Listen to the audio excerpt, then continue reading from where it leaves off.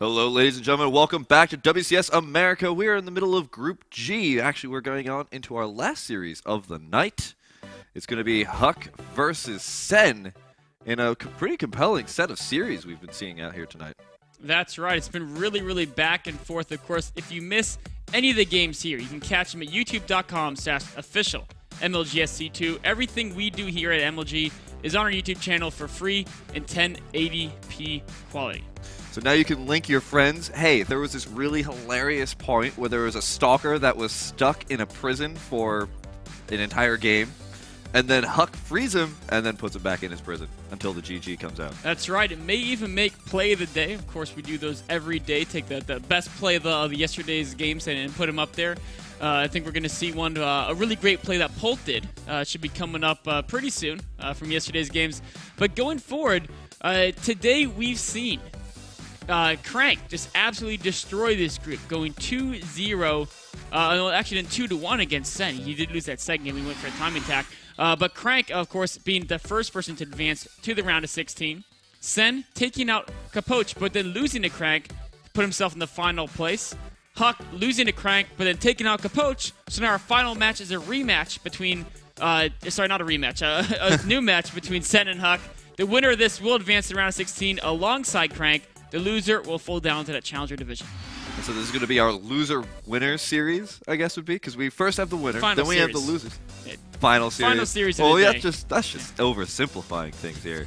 We don't want people to understand what's going on. No, here. not at all. This is Starcraft. You're not supposed to understand what's going on. That's how I still do something. That's what commentating. I'm supposed to make it seem like it's really complicated, but it's not. It's actually really simple. Anyway, guys, it's going to be our first map here. It's going to be Whirlwind. And let's get this game underway. Both our players are ready. Yep. Okay, cool. So let's get this game loaded. And meanwhile, go to a nice little map introduction here to show you how pretty Whirlwind looks, as if you were a plane or a Phoenix or an Overlord. That's right. All those 3 units can fly around this map fairly quickly, except for the Overlord. And flying units are actually very popular on Whirlwind because of how big of a map it is. And of course, flying units can usually go a little bit faster and skip all that terrain. All right, guys. So let's take a look at our players and positions on the map. Spawning down here in the bottom left-hand corner, our blue Protoss player from Team Evil Geniuses. It is Huck. And spawning up here in the top left-hand corner from Team Gamma Bear, whose emblem is a huge shouting bear. Can he be as fierce as one? It is Sen. Very nice camera play there. I was very impressed. I do what I can. I'm no Rotterdam, but I do what I can. Maybe you absorbed a little bit of that through osmosis or whatever that means. I've been trying. I have been trying. Huck, of course, pylon in his right by his nexus. Whirlwind's a map where it's pretty standard to put that the first pylon right by your base because like early aggression isn't that common on this map, so everyone's like, you know what? We don't need to get that wall up super fast. What we need to do is, of course, just get as much money as possible, as soon as possible, get the probes all mining. Of course, 6 pools and early pools are sometimes happen on Whirlwind because of the scouting difficulties of finding your opponent. But against a very early pool, it's actually better to have that pylon back by your main because then your probes can protect it as well. So pretty much the go-to opening on Whirlwind is get that first pylon right by your nexus. And you know, in a map like this large, you know, back when we had Tal'Darim Altar, we learned that actually going for a 6 pool is not as all-in-ish as it would seem. As long as you don't pull your drones, you can get in there and actually zone your Protoss opponent to the point where they really take about as much damage as you've done to yourself in going for that very early 6 pool. So, but with the gateway timings that we've been seeing coming out here from Protoss, I don't think, you know, we'll be seeing any more 6 pools coming out, but still a fun build to yell about.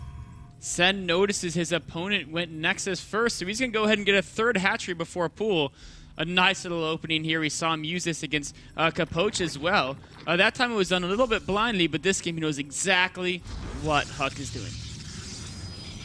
That Overlord, of course, of Sen, as we noted before, incredibly fearless Overlord. Sees the Photon going down. He's probably going to charge at it, and then very last moments as the Photon Cannon comes in, is going to walk away. Because for some reason, Sen loves to do that.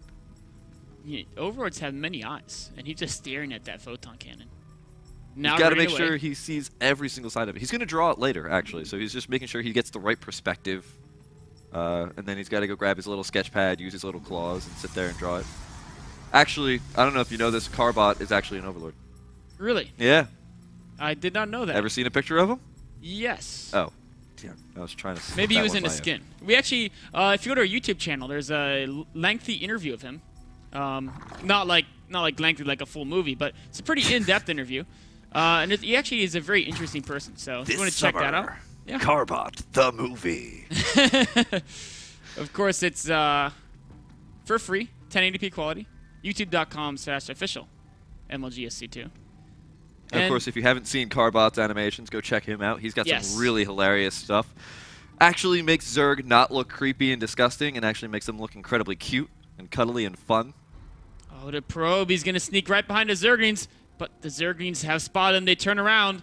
A little bit frustrated, beaten, juked. They're going to try to run that probe down. Nobody gets by Zergling. They are incredibly aggressive units. They are. Like, all they had to do is see that probe out of the corner of their eye, and they immediately went to try to rip the shreds. I mean, think about all the rest of the Zerg army. The rest of them developed some sort of spitting. But Zergling, no, they just like to bash their heads against things. That's just how incredibly aggressive they are. They have so much rage, they can't even spit something at you. They just have to bash their rage-filled heads. Huck taking out one Zergling. The probe with the assist, letting his Zelt two-shot it. Unfortunately, assists don't count in this game. No. Overlord comes in, sees what it can see, which is actually nothing. Sees the Forge, though. Let's see what Huck is up to. Huck's still only on 2 gases. Chrono boosting the Warp Gate. Chrono boosting the Forge, excuse me. Chrono boosting the Forge a second ago. Going for the +1 attack. Now he's chrono boosting probes. I wonder if we'll see some mass gateway play out of them. No, we're not going. Not with all these additional gases heading up. Just looks to be playing defensively right now, but isn't teching quite yet either. What's this probe up to? It's being sneaky. Yeah, he is hanging out here over at the top right-hand corner player base, but not actually doing anything just yet. He's that guy who looks a little bit shifty before he does something weird. In Zelda's Majora's Mask, he was the guy in the mask who was just about to rob the bomb lady. I see the build Huck's doing. This is his mass sentry attack. Oh, really? Yeah, he goes with the 4 gases, and then the Zerg doesn't think he's going to hit a timing, but he just gets a ton of sentries and uses the fact that his force fields are amazing, gets in there, and tries to do as much damage as he can. Now, is he going to use the recall ability of the Mothership Core to try and pressure as much as possible, but not lose the entire army? I think that's definitely going to be part of his plan, or he may use time warps in conjunction with the force fields to make his army a little more cost-efficient. He already has 1 proxy pawn at the top right. Moving in to try to set up another, but Sen is so on top of it, his Zerglings are going to not let any pylons get any closer to his third base. Getting +1 range weapons, so looks like Sen, for the most part, loves his Roach Hydra builds. Oh, losing that probe. Huck is actually probably... Yep. As soon as he lost that probe, he knew he couldn't make this tech be a game winner. He's just going to pressure with it. Resuming probe production, he's going to take a 3rd Nexus behind his aggression. And this is the case where, like you said, he's going to be using that recall to escape out if needed. Of course, with the warping point so far away from Sen, trying to make this attack a game decider is not really something that's viable, because just now is he really starting to get a closer location. A lot of Roaches coming out here for Sen as well. He's going to be trying to get ready for this push. 10 Roaches out already. We have 8 more on the way. But +1 range weapons is a little bit far off. Oh, that Overlord wasn't... You know, Huck's not even going to care about that Overlord. Just wants to try to get in there as soon as he can. But he sees the Roaches on top of the ramp. He's going to back away, be happy taking out that Overlord. Another Overlord falls. And I would anticipate Huck should be moving out to take that 3rd base any second now. Of course, Whirlwind's a map that can be very difficult to defend that 3rd base on because of how open the area between your natural and 3rd is. There's actually a Zergling there to scout out that 3rd base, so it could be that as soon as Sen sees the probe go for that 3rd base Nexus, Sen might actually go in and try and rush as many Roaches as possible. We can see 11 more Roaches on the way here. This is the same thing he did when he played against Crank on this map. Of course, Crank, he had to cancel the Nexus once, but in the long run was able to get that up and stabilizing in a very strong army. Unfortunately, Huck doesn't have those Phoenixes to keep constant tabs on his opponent. He also doesn't have any Colossi yet, but he does have Blink on the way, plus 2 weapons on the way. And combining force fields and blink makes Stalkers insanely efficient against roaches. No Hydras just yet. Has got lair technology, did grab Glial Reconstitution, but we still don't see a Hydrogen coming out anytime soon. I think so he's going to be relying on primarily roaches, and against those Blink Stalkers, yet that's going to be a very scary army for Sen to deal with. So many roaches scuttling their way across the map. Bunch of force fields do go down, but Huck's got a lot of sentries. He doesn't really have to worry too much. A bunch of beautiful force fields here are going to allow those Immortals to take out those roaches at maximum range. Oh, no blink quite yet, but Huck doesn't need it. His force fields are so good. Time Warp even going down there to try to prevent Sen from retreating, but Sen has no intentions of retreating. Runs in there, focuses on one Immortal very quickly. Still no blink yet. Huck may have overextended when he tried to chase Sen's army. No more force fields left here for Huck. He's going to have to try and retreat back to the natural. He might just be sacrificing this third base. It's still warping in, so he could cancel it. Oh, I don't think he's going to cancel. He has almost as many units as Sen does on his side of the map, and they're all expensive units. Sen going to back away, try to... Oh, nice force field there. And there's the Nexus coming in here as well. There's only a couple of roaches, so Sen in a little bit of a tough position here. As all these roaches, going to have to pretty much sacrifice them. A couple of Zerglinger to run in. Oh, actually more roaches pouring in here. He's going to try and target down this Immortal. Takes out one of them. There's only one Immortal left. The Photon Overcharge has been used on the Nexus, though. Oh, wait, no, I'm sorry. That was the Time Warp. That's right. So there is no Photon Overcharge. Is he going to be able to get down this other Immortal? He does. He takes it down. And that's huge. So many roaches went down in the process. Sen still maintaining about a 50 supply lead. Of course, that is all in roaches against Stalkers that now have +2 and blink. If Huck can rebuild some sentries and Immortals, he can have a very strong composition. But even without them, blink Stalkers are very good unless they're heavily outnumbered, and Sen may just have the numbers right here. He's been in constant production of roaches. Once again, not going for that fourth base. He's trying his darndest to try and deny this third base. He doesn't want to make the same mistake that happened in the game against Crank. He can't let his opponent get that third base up and be on equal footing with him. Oh, trying to pick at that cybernetic score. Very important building for Huck. Now going towards the third base. Huck puts together some great force fields, though. Sen is just killing whatever he can. Oh, that Immortal didn't even last more than a second. And the roaches are now trying to deal with these Zealots. There are a lot of forces out here. The sentries, though, are a little bit exposed, and they get taken out. There's nothing but Stalkers left. The Mothership Core is trying to do as much damage as possible, but it's actually got a pretty weak attack. Oh, Huck's third base is going to be forfeit, but meanwhile, a warp into the main is kind of turning tables a little bit on Sen, but Sen, such a fast reaction, pulling the drone, sending roaches back to clean that up, and this third Nexus is going to fall. Now Huck's in a bit of a bind. Look at the food. It's 172 to 77. Huck's stuck in his natural. Doesn't have that many forces out here. He's got one Immortal and 2 sentries. Sen taking a dominating position on this map. Beautiful play by Sen here, pushing forward, saying, wait a minute, what am I doing? He has to come out if he wants to take a third base. And he's like, no, you know what? Let me just go ahead and kill him. Take down the cybernetic I'll score. just take the gamble and see how much damage I can do. Sen is so far ahead now, over twice his opponent's food, up a base as well. Huck doesn't have a good, or he's just rebuilding his sentry core now. His only chance is to really try to get some magical force fields to be insanely cost efficient. But of course, Sen, realizing that this could be a potential, doesn't want to max out on pure roaches, is starting to tech up to the infestation pit. And a very wise decision here. He really just can't break this wall so efficiently with roaches. He's only one base ahead of his opponent, and it doesn't even look like he's going to grab that fourth base yet. I mean, he still hasn't moved any drones out to go do so. He's got a bit of bank here. He's got 195 in the food supply, in the supply count, so it's not like he could really produce a whole lot more units. 16 roaches on the way, so I should really just kind of hold my words. Coming out again for another invasion. And double Hydrogen. You know what? Why not get 2? You can get both upgrades both at once. Upgrades immediately. With the amount of money he has, if he wants to make Hydras relevant quickly, that actually isn't a mistake. I think he does intend to get all those upgrades. Huck's still hanging out on 2 bases. Checking the third base here for Huck. You know, I'd love to see Sen just send a Zergling to check all the side bases, because if we look at it, neither player has yet checked any of the right side of the map. And I mean, for Huck, it's not worth sacrificing a unit right now. But for Sen, you know, like, one of the only ways he can lose from this point is if Huck has a hidden base. And just as I say that, there goes that speeding It's going to check to roll these bases on the right side. Probably just puts it on a patrol pattern to make sure Huck doesn't sneak a base over there. Roach is coming in here, poke off one more Stalker.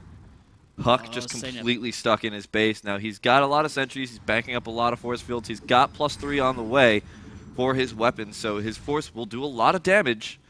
But is it enough to break through this huge Roach army? And then whatever Sen's going to have up right behind this Roach army. Because this Roach army is taking up a lot of food, so Sen's actually probably not too happy that it's still alive. Because he can't get those higher tech units that he probably wants. Oh, a nice force field trying to prevent Sen from retreating while Sen's units are clumped up and only in one direction. This is the fight Huck could potentially win with great force fields and 5 Immortals, but Sen's not going to give him the battle. He says, you know what, I have 4 Vipers on the way, a couple blinding clouds, and I don't care how good Immortals are against Roaches. If they can't attack, they're not going to be very effective. I believe Sen actually just targeted down one of his Roaches so he could force out one of those Vipers. Assassinating his own units, sometimes the right decision. Taking a 4th base is Sen. Throwing out a whole bunch of evolution chambers as well so he can use his Viper's consumability. 7 Immortals? Huck is not playing around with his anti-armored units. The difficulty here is whether or not those 5 Vipers are going to be able to get that huge amount of abducts on those Immortals and make them completely useless. I'm really curious to see if Sen's going to go for the abducts or if he's going to go for blinding clouds. You know, against this competition, either one of those abilities can be very useful. Here comes Huck. He's got his huge army, and actually those evolution chambers might cause a problem. Oh, but 3 Immortals. Amazing abducts there. And now he's going to... The evolution chambers may be a problem unless he kills them himself and uses the Broodlings to be the front wave of his invasion. A couple of more great abducts taking out all of the Immortals here. A couple of Hydras now starting to join into the ranks. Roaches here for Sen are actually being sectioned off beautifully. Huck's force fields once again live up to their name. Broodlings coming in here doing a little bit of damage, but not enough. Sen in a bit of a bind, but still Huck is way down in food.